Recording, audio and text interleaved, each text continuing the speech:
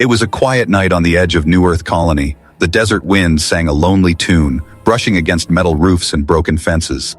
Inside a small cabin, Dr. Elara Hayes sat alone beside a flickering lamp. She was reading a report from the medical base, trying to forget the silence that filled her life. Outside, rain began to fall, slow, steady drops hitting the dry ground like forgotten tears. Elara had been living alone for 3 years, ever since the Human-Zerian War ended. The war had taken everything from her husband, her home, and her faith in peace.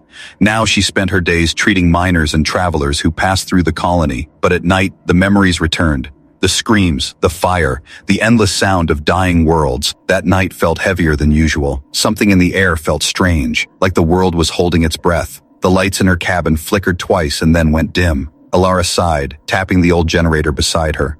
"Not again," she whispered to herself. Just then, a soft sound broke the silence. A knock, slow and trembling. She froze, her heart skipping a beat. No one came here at night, especially not after curfew. The last time someone knocked at her door after dark, it had been soldiers, but this knock was different. Weaker, almost, pleading. She stood up slowly, her hand reaching for the old blaster she kept near the lamp. The knock came again, 3 gentle taps, followed by silence. "Elara Hayes, open up," she whispered to herself. "You're losing your mind." Taking a deep breath, she opened the door. Cold wind rushed in, carrying dust and rain. And there, standing in the doorway, was not a human.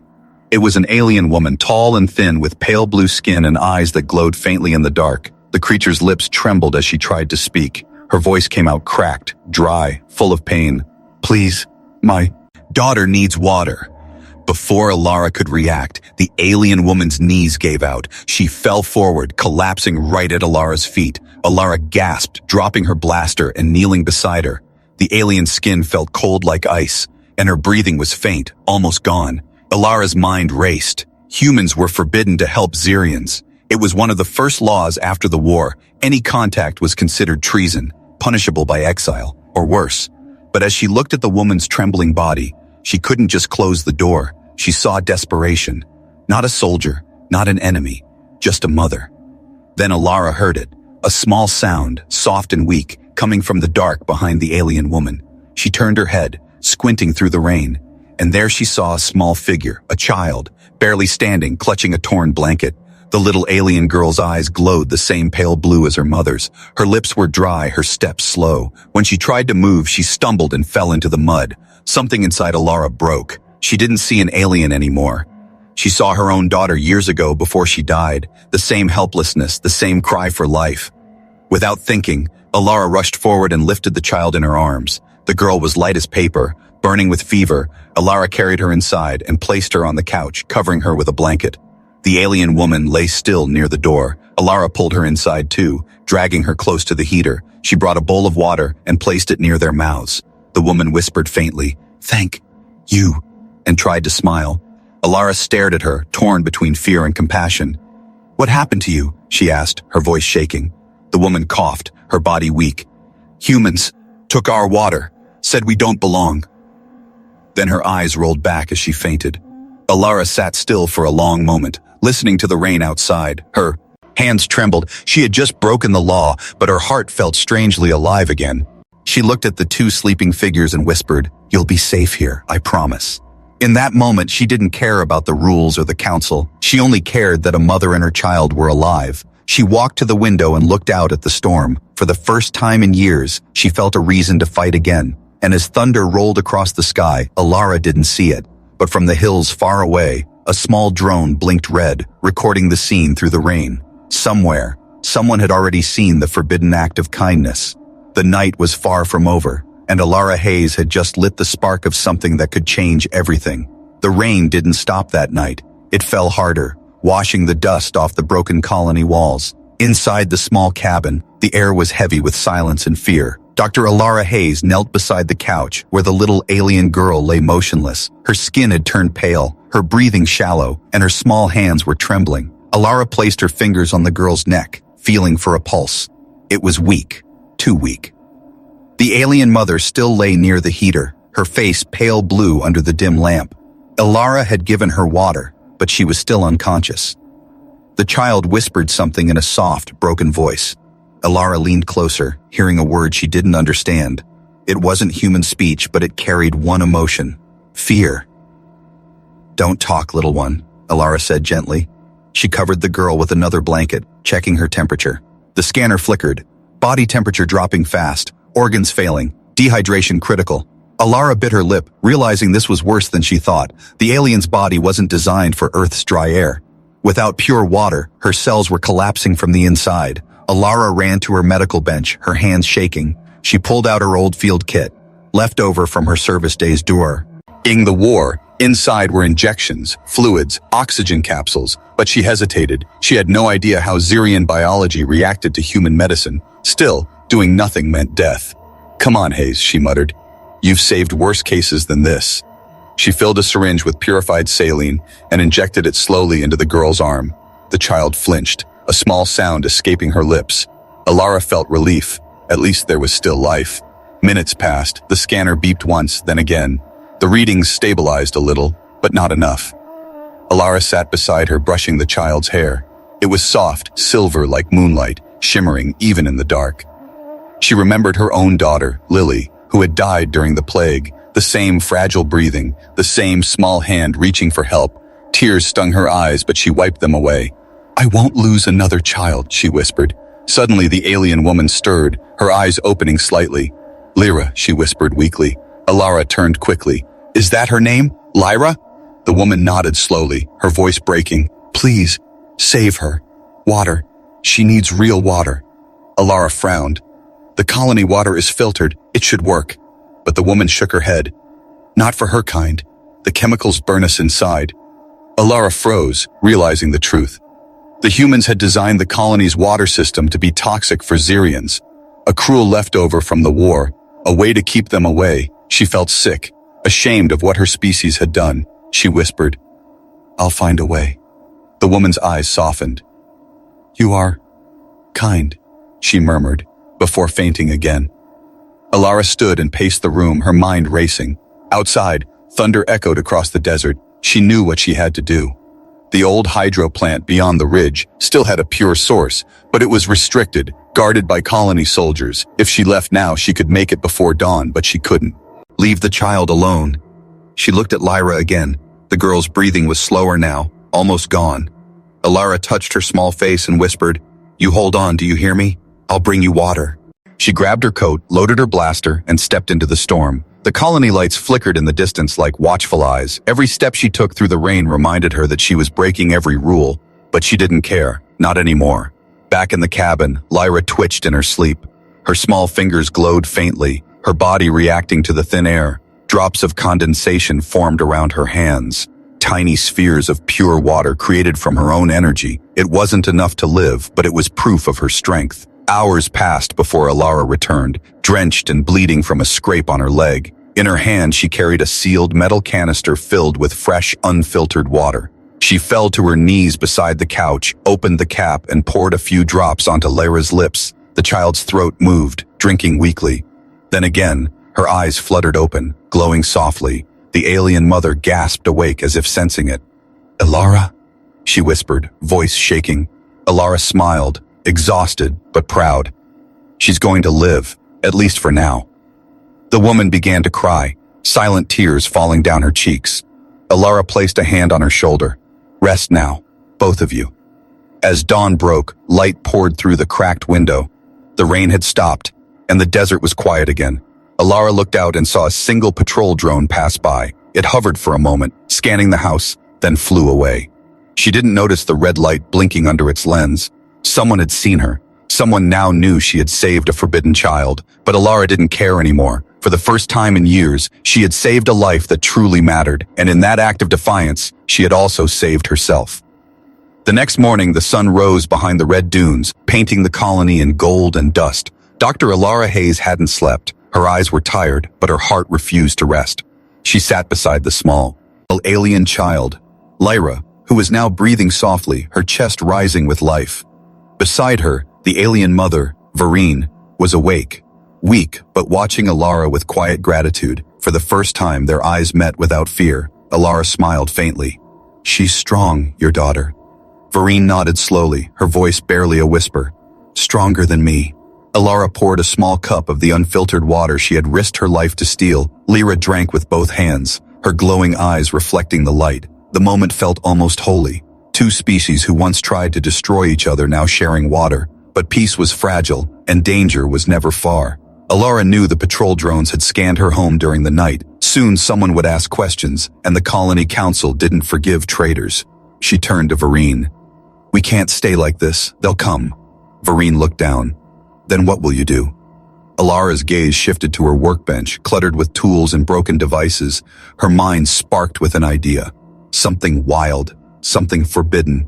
"I'll make water," she said quietly, "from the air itself." Vereen stared at her in disbelief. "That's impossible." Elara smiled. "So is saving an alien child, but here we are."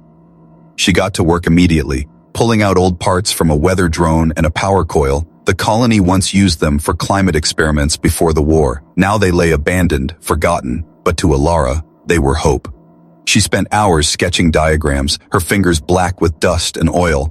She called it the micro-hydro-filter, a small reactor that could extract moisture from the toxic air, purify it, and store it.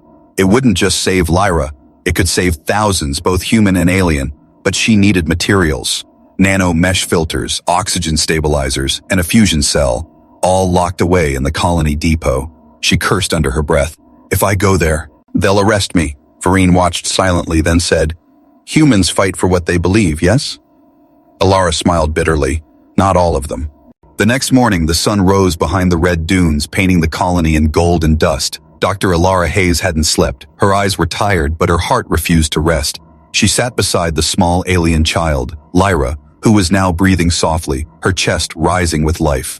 Beside her, the alien mother, Vereen, was awake, weak but watching Elara with quiet gratitude. For the first time, their eyes met without fear. Elara smiled faintly. "She's strong, your daughter." Vereen nodded slowly, her voice barely a whisper. "Stronger than me." Elara poured a small cup of the unfiltered water she had risked her life to steal. Lyra drank with both hands, her glowing eyes reflecting the light. The moment felt almost holy. Two species who once tried to destroy each other now sharing water. But peace was fragile, and danger was never far. Elara knew the patrol drones had scanned her home during the night. Soon, someone would ask questions, and the Colony Council didn't forgive traitors. She turned to Vereen. "We can't stay like this. They'll come." Vereen looked down. "Then what will you do?" Elara's gaze shifted to her workbench, cluttered with tools and broken devices. Her mind sparked with an idea. Something wild, something forbidden. "I'll make water," she said quietly, "from the air itself." Vereen stared at her in disbelief. "That's impossible." Elara smiled. "So is saving an alien child, but here we are." She got to work immediately, pulling out old parts from a weather drone and a power coil. The colony once used them for climate experiments before the war. Now they lay abandoned, forgotten. But to Elara, they were hope. She spent hours sketching diagrams, her fingers black with dust and oil. She called it the micro-hydro-filter, a small reactor that could extract moisture from the toxic air, purify it, and store it. It wouldn't just save Lyra, it could save thousands. Ands, both human and alien, but she needed materials. Nano mesh filters, oxygen stabilizers, and a fusion cell, all locked away in the colony depot. She cursed under her breath. "If I go there, they'll arrest me." Vereen watched silently, then said, "Humans fight for what they believe, yes?" Elara smiled bitterly. "Not all of them." As night fell, she wrapped herself in a dark cloak and stepped outside. The colony lights glowed faintly in the distance, surrounded by the silence of the wasteland. Every step toward the depot reminded her of the rules she was breaking. The law said, helping aliens is treason, but her heart said helping life is right. Her boots crunched on gravel as she whispered to herself, "Lily would have told me to go." She thought of her daughter, gone, but never forgotten. It was as if every life she couldn't save before had led her here. To this one moment, inside the depot, the air was cold, metallic. Rows of glowing crates hummed softly, filled with restricted tech. Elara moved quickly, her pulse racing. She found the nano mesh rolls and stuffed them into her pack. Then she reached for the fusion cell and froze. A red light blinked on the wall. She wasn't alone. A patrol guard turned the corner, holding a blaster. "Elara Hayes," he said flatly, "you're not supposed to be here." Her heart pounded. "Please, I'm just fixing medical equipment." but the guard stepped closer. "That's a fusion cell, not a bandage." He raised his blaster, but before he could fire, Elara threw a small metal tool. It hit the light above, bursting into sparks. In the chaos, she grabbed the cell and ran, alarms screaming behind her. Outside, the night wind roared like a beast. She sprinted toward the hills, the sound of drones rising behind her. A beam of light swept across the sand, narrowly missing her. She dove into a drainage tunnel, gasping for air. The tunnel was dark, dripping with moisture. A rare thing on this world, she held the fusion cell to her chest and whispered, "You better be worth it." When she finally reached her cabin, Vereen was waiting at the door, panic in her eyes. "Elara, what happened?" Elara limped in, bleeding from a cut on her arm. "Nothing I can't handle," she said, forcing a smile. She placed the fusion cell on the bench, its soft blue light filling the room. "This is it," she whispered. "The heart of the machine." Vereen touched her arm gently. "Why risk your life for us?" Elara looked at Lyra sleeping peacefully and said, "Because no one else will." For a long moment, neither spoke. Only the soft hum of the fusion cell filled the silence. Outside, far above the hills, the colony's main tower flickered with red alerts. Commander Rurik stood at the control deck, his eyes cold as steel. "Dr. Hayes broke into the depot," the officer reported. Rurik's lips curved into a cruel smile. "Then we finally have proof." He turned to the screen showing Elara's cabin, zooming in on the faint glow from her window. "Let's pay her a visit," he said. And somewhere in the storm, the sound of marching boots began to echo through the night. The next morning, the desert sky was calm. Too calm. Dr. Elara Hayes sat beside her workbench, tightening the last bolts of her invention. The micro-hydrofilter was finally complete. A small cylinder glowing with blue light, humming softly like a heartbeat. It was beautiful, fragile, and illegal.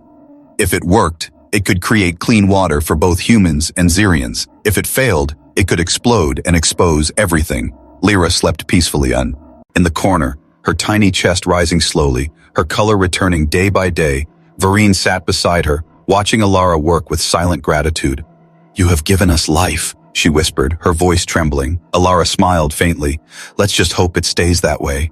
She lifted the device, attaching a cable to a rusty vent. Moments later, cold drops of pure water formed on the rim and fell into a bowl. Vereen gasped softly. "It's working." Elara closed her eyes for a moment, relief washing over her. But even as she smiled, a strange unease crept into her chest. Something in the air felt wrong. Outside, far away near the colony outpost, Commander Rurik stood beside a holoscreen. He watched Elara's cabin through drone footage. Tiny heat signatures flickered. 2 aliens and 1 human.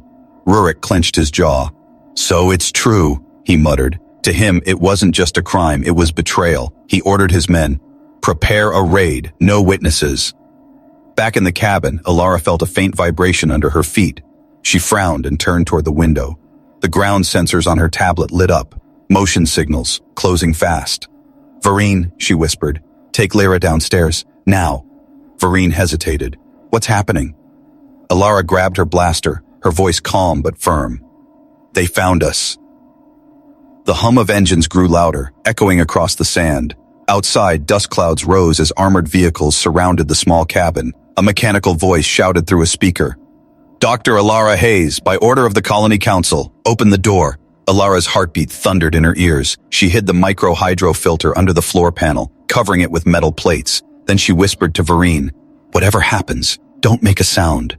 The door burst open with a loud crash. 5 soldiers stormed in, rifles raised, scanning the room. At their front stood Commander Rurik, tall, sharp-eyed, a scar running down. And his face. He looked at Elara like a hunter staring at prey. "Dr. Hayes," he said coldly, "we meet again." Elara kept her voice steady. "Commander." He glanced around the room. "You've been busy," Elara shrugged lightly. "I fix things, it's what doctors do." Rurik smirked. "You fix aliens now?"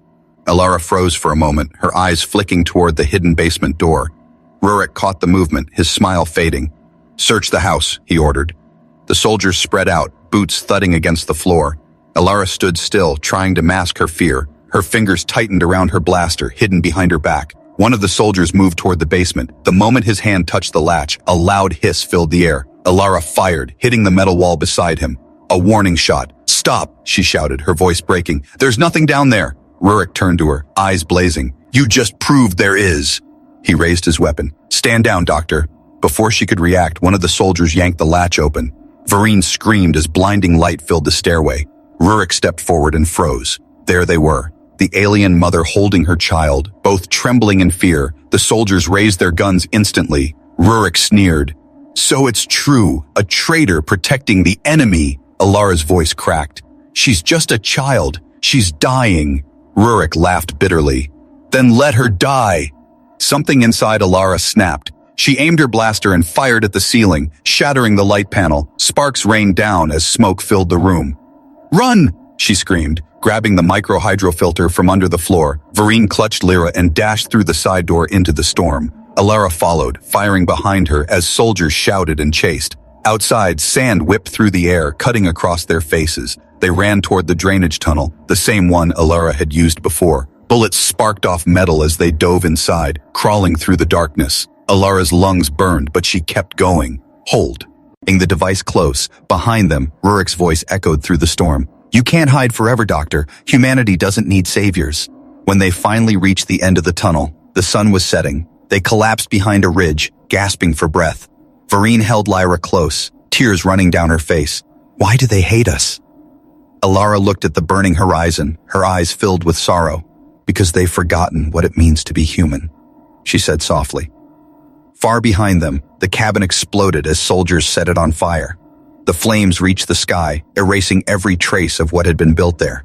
Elara watched the smoke rise, clutching the glowing device in her arms. She whispered to herself, "If I can't save them here, I'll save them somewhere else." And in the dying light, the three figures disappeared into the desert. One human, one alien mother, one child, and one fragile hope for peace. The desert wind carried the smell of smoke. From the ridge above, Dr. Elara Hayes watched her cabin burn. The orange flames climbed higher, swallowing everything she had built. Her clinic, her home, her research, all turned to ash in the name of law and fear. Beside her, Vereen held Lyra tightly, whispering soft alien words that sounded like prayers. Elara clenched her fists, her jaw tight. "They won't stop," she said. Vereen looked at her, eyes full of fear. "Where will we go?" Elara glanced at the endless dunes ahead, glowing under the rising sun. "To the old tunnels," she said. "They lead to the abandoned oasis." Vereen frowned. "The one from the old colony maps?" Elara nodded. "Yes, it's dry now, but maybe not for long." They began their journey before dawn, moving through the shifting sand. Elara carried the micro-hydro-filter inside her pack, the only thing left from her destroyed lab. It was small, but it glowed softly, a promise of life in a dead world. Lyra walked beside her, holding her hand, her strength slowly returning. Every few hours, Elara gave her a few drops of purified water. Each drop felt sacred, like a drop of mercy in a world without kindness. Behind them, in the distance, metal vehicles rolled across the desert. Commander Rurik sat in the lead transport, his eyes fixed on the tracker. A red signal blinked on the screen. Elara's fusion cells still emitted faint radiation. "She won't get far," he said coldly, "and when we find her, there will be no mercy." By nightfall, Elara and her companions reached the canyon entrance. A rusted warning sign stood crooked in the sand. "Zone sealed. Unsafe." Elara smirked. "Perfect place for fugitives." They climbed down the narrow rocks into the darkness. The air grew cooler, and faint echoes whispered from below. The tunnels stretched endlessly, filled with the ghosts of old workers who once mined water here. Inside, they found a small space to rest. Elara built a small heat lamp and handed Vereen a ration bar. Vereen hesitated. "You need it more." Elara shook her head. "You're the one keeping your child alive." Lyra leaned against her mother, her glowing eyes half closed. Elara smiled softly. "She reminds me of my daughter." Vereen looked at her with surprise. "You had a child?" Elara's voice broke a little. "Yes, her name was Lily. The sickness took her during the war." Vereen lowered her eyes, whispering, "Now, maybe she lives through this one." Elara blinked away her tears, touched by the alien's words. Suddenly, a sharp sound echoed through the tunnels, the metallic click of weapons, followed by footsteps. Elara's blood froze. "They found us!" She grabbed her blaster and motioned for silence. The light from her lamp flickered against the tunnel walls as shadows moved closer. Rurik's voice boomed through the dark. "End of the line, Doctor!" Elara turned to Vereen. "Take Lyra and run deeper. Follow the old water lines." Vereen shook her head. "No, we stay together." But Elara's eyes were fine. "I'll buy you time." Before Vereen could argue, Elara sprinted toward the noise. Her blaster flashed, echoing off the rock walls. Sparks burst as bullets hit the ceiling, dust raining down. Rurik stepped out of the shadows, his armor glowing in the dim light. "You should have stayed loyal," he sneered. Elara fired again, hitting his shoulder plate. He stumbled back but smiled coldly. "Still fighting for monsters?" Elara shouted, "I'm fighting for life!" Behind her, Vereen carried Lyra deeper into the tunnels. Her hands shook, her lungs burned, but she didn't stop. Lyra looked up weakly. "Mama, where is Elara?" Vereen whispered, "She is light, little one. She will find us again." But even as she spoke, an explosion rocked the tunnel. Dust and fire filled the air, throwing them to the ground. The ceiling cracked, stones falling between them and the way back. Vereen screamed, "Elara!" But there was no answer. On the other side of the rubble, Elara gasped for air, coughing through the smoke. Her blaster lay broken beside her. She pushed herself up, her leg bleeding from shrapnel. The tunnel glowed red from the fires behind her. She could hear Rurik's men shouting, trying to break through the debris. But instead of running, Elara crawled toward her pack, pulling out the microhydro filter. She placed it on the ground, whispering, "If I don't make it, you still will." Then she activated it, its light pulsing brighter, sending waves of moisture into the air. Tiny drops began to form on the walls, pure water, shining like stars in the dark. Far deeper inside the tunnels, Vereen saw the faint glow through the cracks. She felt the mist touch her face, cold and real. Lyra opened her eyes, whispering, "Mama, water." Vereen held her daughter close, tears mixing with the falling droplets. For the first time in years, the underground tunnels of New Earth dripped with life agaze. Back at the surface, Rurik climbed from the wreckage, glaring at the smoke rising from below. "Seal the tunnels," he growled. "Let her rot down there." But as his soldiers obeyed, a faint shimmer of blue mist escaped through the cracks. The wind carried it into the air, spreading toward the barren desert, and far away, drops of water began to fall where it hadn't rained in years. Elara Hayes had vanished beneath the earth, but her fight, her defiance, had just begun. The tunnels were silent again, only the faint hum of Elara's device echoed through the darkness. Drops of water slid down the stone walls, gathering in tiny streams that glowed under the blue light. The air smelled fresh, a scent that hadn't existed here for decades. Vereen sat beside her daughter, Lyra, her trembling hands cupping the new water that formed before her eyes. She couldn't believe it. The human woman, the one she was taught to fear, had given life back to a dead place. Lyra drank weakly, her small body glowing with faint light. Her skin, once cracked and gray, shimmered blue again. Vereen whispered softly, "You'll live, my child. You'll live." But her joy didn't last. Far away in the upper tunnels, the rumble of machines grew louder. The colony army was sealing every exit, hunting Elara like a criminal. Vereen looked back toward the collapsed passage where the doctor had last been seen. "Please," she whispered into the dark, "come back to us." On the other side of the debris, Dr. Elara Hayes was alive, barely. Her body ached, her clothes torn, her breathing sharp and uneven. She sat beside the microhydro filter, watching its soft pulse reflect on the walls. The small machine was working beyond her expectations. Water streamed down the tunnel floor, collecting into a shallow pool. Elara dipped her hands into it and smiled weakly. "For once," she whispered, "something went right." But her smile faded when she heard footsteps, heavy, synchronized, growing closer. Rurik's voice echoed through the darkness, sharp and cold. "You can..." "Yeah, hi, Doctor." Elara grabbed the device and limped deeper into the tunnels, her leg bleeding. She followed the old mining lines until she reached a massive underground cavern, and there, for the first time, she saw it, the last oasis. It was an ancient reservoir built before the war, buried and forgotten under the sands. Pipes hung from the ceiling like vines, and at the center stood a rusted pillar, the old water pump. Elara's eyes widened in awe. "You're still here," she whispered. The air shimmered with faint blue energy. She dragged the microhydro filter toward the pillar, connecting its wires to the main valve. If she could restart the pump, it could flood the entire underground system with water, enough for both humans and aliens to live again. But time was running out. Behind her, Rurik and his men had reached the edge of the cavern. Their flashlights cut through the dark, beams landing on her wounded form. "Don't move," Rurik commanded, raising his blaster. Elara turned slowly, her face pale but defiant. "You're making a mistake, Rurik," she said. "This could save everyone." He scoffed. "Humanity doesn't need saving from monsters." Elara's voice rose, trembling with emotion. "Then maybe it needs saving from people like you." Rurik aimed his weapon. "You were a good doctor once, Hayes, but mercy makes you weak." Elara took a step back, her hand hovering over the activation switch. "Mercy," she said quietly, "is what makes us human." And with that, she slammed her hand down. A deep hum shook the cavern. The micro-hydro filter blazed with light, merging with the old pump's circuits. Water burst from the broken pipes, spraying across the walls. The soldiers stumbled back as mist filled the air, glowing blue and alive. Rurik screamed over the noise, "Shut it down!" He fired, hitting the control panel. Sparks exploded. The device began to overload, its entire energy spinning out of control. Elara knew what it meant. If the reactor exploded, she wouldn't survive, but it would release enough power to restore the entire oasis.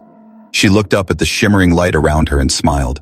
"I promised you, Lily," she whispered. "I'd save one more life." Then she turned and faced Rurik. "If humanity can't see hope, then I'll make them see it." Rurik shouted her name, but it was too late. Elara hit the final sequence, and a blinding wave of energy flooded the cavern. The walls shook, the ground cracked, and torrents of water erupted from beneath the earth. Rurik was thrown back as light swallowed everything, and then, silence. Hours later, when the dust settled, the underground desert had transformed. The once dry tunnels now shimmered with flowing rivers and crystal blue pools. Rurik's soldiers stared in disbelief. Above them, cracks in the surface let sunlight pour in, illuminating the new oasis. And in the center of it all, the micro-hydro filter stood fused to the old pump, still glowing faintly. But Elara was gone. Only her scarf remained, floating gently on the surface of the water. Rurik picked it up with trembling hands, his face pale. He whispered, "You foolish woman. You actually did it." For the first time in his life, he didn't feel anger, only shame. Far away in another tunnel, Vereen and Lyra emerged into the light. Before them stretched a shining underground lake, glowing softly like a new world. Lyra smiled weakly. "Mama, look, water." Vereen fell to her knees, tears of joy falling into the pool. "She did it," she whispered. "The human did it." The air was alive again, the world reborn, and as the ripples spread across the water, it felt as if the desert itself whispered her name. Elara Hayes, the human who brought life where there was none. The sun rose over New Earth Colony, brighter than it had in years. For the first time, the wind car ride the scent of life instead of dust. Streams of blue water flowed through the cracked land, winding between metal ruins and barren fields. The rivers sparkled like veins of light, spreading from the ground where Elara Hayes had made her final stand. People gathered in silence. Miners, soldiers, colonists, humans who once thought this land was cursed. They stared in disbelief as flowers began to bloom from the dry soil, tiny green stems pushing through the cracks, reaching for the morning sky. Children laughed as they touched the cool water, their reflections shining back with wonder. Commander Rurik stood among them, his uniform torn, his eyes shadowed with guilt. He had seen the explosion, felt its heat, watched the impossible become real. And now, as the new rivers flowed beneath his boots, he couldn't bring himself to move. He looked down at the scarf in his hands, Elara's scarf, stained with dust and light. He whispered softly, "You changed everything."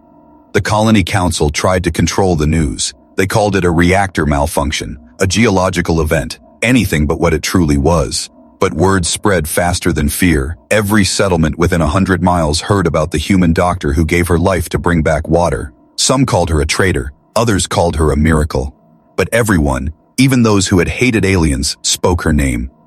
Deep below the colony, where the oasis now thrived, Vereen and Lyra lived among the glowing pools.